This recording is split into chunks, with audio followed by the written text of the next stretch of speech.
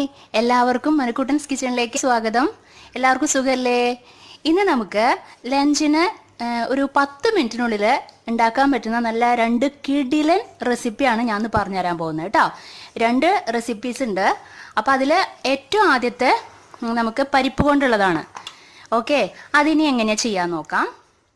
Okay, അപ്പോൾ ഞാനിപ്പോൾ ഇതേ ഒരു കുക്കർ എടുത്തിട്ടുണ്ട്. കുക്കറിൽ ഇതിപ്പോൾ തുവരപ്പരിപ്പാണ്. ഇതൊരു 2 ഗ്ലാസ് എടുത്തിട്ടുണ്ട്. അത് ഞാൻ നന്നായിട്ട് വാഷ് ചെയ്ത് വെള്ളമൊക്കെ മാറ്റി കളഞ്ഞു വെച്ചിരിക്കുന്നതാണ്. അത് നമുക്ക് ആദ്യം ആഡ് ചെയ്യാം. ഇത് വളരെ ഈസിയാണ് കേട്ടോ. നമുക്ക് പെട്ടെന്ന് ഉണ്ടാക്കാൻ പറ്റുന്ന ഒരു ഡിഷാണ്, ഒരു റെസിപ്പിയാണത്, ഒരു ഡിഷാണ്.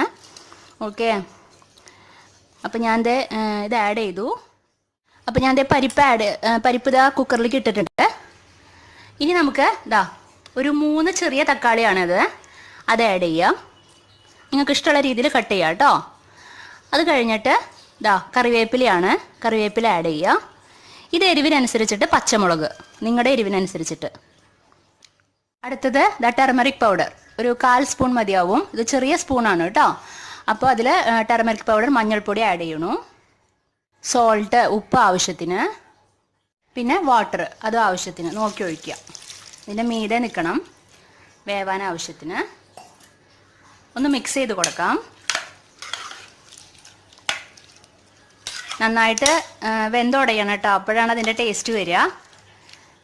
കുറച്ചുകൂടെ വേണമെങ്കിൽ വെള്ളം ഒഴിക്കാം.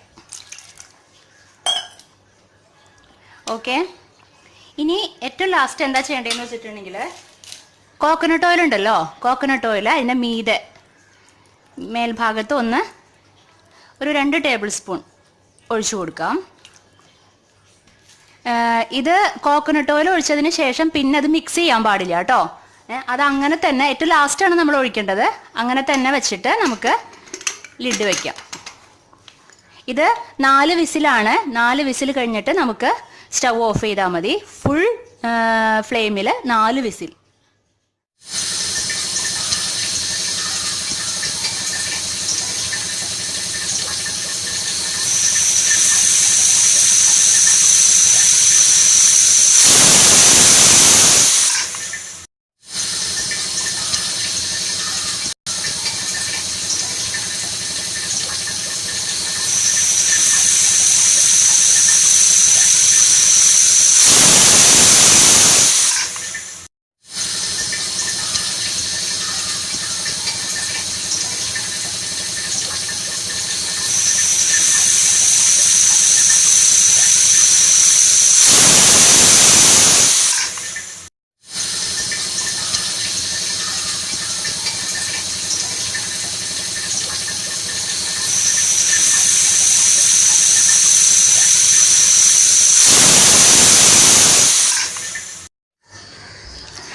അടുത്ത റെസിപ്പി എന്ന് പറയണത് നമ്മൾ പച്ചമാങ്ങ കൊണ്ടുള്ളതാണ്. ഓക്കെ, പച്ചമാങ്ങ കൊണ്ടുള്ള അടിപൊളി റെസിപ്പിയാണ്. അതെങ്ങനെയാണ് ഉണ്ടാക്കാൻ നോക്കാം. ഞാൻ 3 പച്ചമാങ്ങ എടുത്തിട്ടുണ്ട്. ഇതുകൊണ്ട് നമുക്ക് എന്താ ചെയ്യാൻ നോക്കാം. അപ്പോൾ ഞാൻ മാങ്ങ കട്ട് ചെയ്ത് വന്നിട്ടുണ്ട്. അതിൻ്റെ തൊലിയൊക്കെ കളഞ്ഞു. തൊലി എന്തിനാ കളയണേന്ന് വെച്ചിട്ടുണ്ടെങ്കിലേ, ചിലർക്ക് മാങ്ങ കഴിക്കുമ്പോൾ വയറുവേദനിക്കണമെന്ന് പറയണില്ലേ. അപ്പോൾ ഈ തൊലിയോട് കൂടെ കഴിക്കുമ്പോഴാണ് നമുക്കൊക്കെ വയറ് വേദനിക്കുക കേട്ടോ. അപ്പോൾ അതിൻ്റെ പേരിൽ തൊലി കളഞ്ഞ് കഴിച്ച് കഴിഞ്ഞിട്ടുണ്ടെങ്കിൽ ഒരു കുഴപ്പവും വരില്ല എന്നാണ് എൻ്റെ അഭിപ്രായം. എന്ന് വെച്ചിട്ടുണ്ടെങ്കിൽ എനിക്ക് ആദ്യം ഇങ്ങനെയൊക്കെ കഴിക്കുമ്പോൾ വയറുവേദന ഉണ്ടായിരുന്നു. ഇങ്ങനെ തൊലി കളഞ്ഞ് കഴിച്ചപ്പോൾ എനിക്ക് വയറുവേദന ഒന്നുമില്ല. ഓക്കെ, അപ്പോൾ ഇങ്ങനെ ചെയ്യാം നിങ്ങൾ. അപ്പോൾ നമുക്ക് ആ തക്കാളി പരിപ്പ് കൂട്ടാൻ അത് 4 വിസിലായി. അതിൻ്റെ വിസിൽ ഇറങ്ങുന്ന ടൈമും കൊണ്ട് നമുക്ക് ഈ റെസിപ്പി ഇത് എങ്ങനെ ഉണ്ടാക്കാൻ നോക്കാം, ഈ ഡിഷ് തയ്യാറാക്കാം നമുക്ക്. അപ്പോൾ ഞാൻ ആ പച്ചമാങ്ങ ഇതുപോലെ കട്ട് ചെയ്ത് വന്നിട്ടുണ്ട്. ഇനി അതിലേക്ക് നമുക്ക് ആവശ്യത്തിന് ഉപ്പ് ആഡ് ചെയ്യാം. നിങ്ങളുടെ ടേസ്റ്റിനനുസരിച്ച് ചില്ലി പൗഡർ, നമ്മുടെ മുളക് പൊടിയില്ലേ, അത് ആഡ് ചെയ്യാം, നിങ്ങളുടെ എരിവിനനുസരിച്ചിട്ട് കേട്ടോ. പിന്നെ ആഡ് ചെയ്യേണ്ടത് കുറച്ച് കോക്കനട്ട് ഓയിലാണ്. ആഡ് ചെയ്ത് കൊടുക്കുക. ഓക്കെ, എന്നിട്ട് കൈകൊണ്ട് നന്നായിട്ട് മിക്സ് ചെയ്യുക. ഇത് കാണുമ്പോൾ നിങ്ങൾക്ക് ഒരു നൊസ്റ്റാൾജിയ ഫീൽ ചെയ്യണില്ലേ? ഇപ്പോൾ ഇത് കാണുമ്പോൾ എല്ലാവരുടെ വായിലും കപ്പൽ ഓടിക്കാൻ പറ്റുമെന്ന് എനിക്ക് നന്നായിട്ട് അറിയാൻ പറ്റുന്നുണ്ട് കേട്ടോ. ഓക്കെ, അപ്പോൾ ഈ ഡിഷും റെഡി ആയിട്ടുണ്ട്. അപ്പോൾ നമുക്കിനി ആ തക്കാളി പരിപ്പിൻ്റെ അത് വിസിലിറങ്ങിയോ നോക്കാം നമുക്ക് കുക്കറിൻ്റെ. ഓക്കെ, ദാ അപ്പൊ നമ്മുടെ ലഞ്ച് റെഡി ആയിട്ടുണ്ട് കേട്ടാ.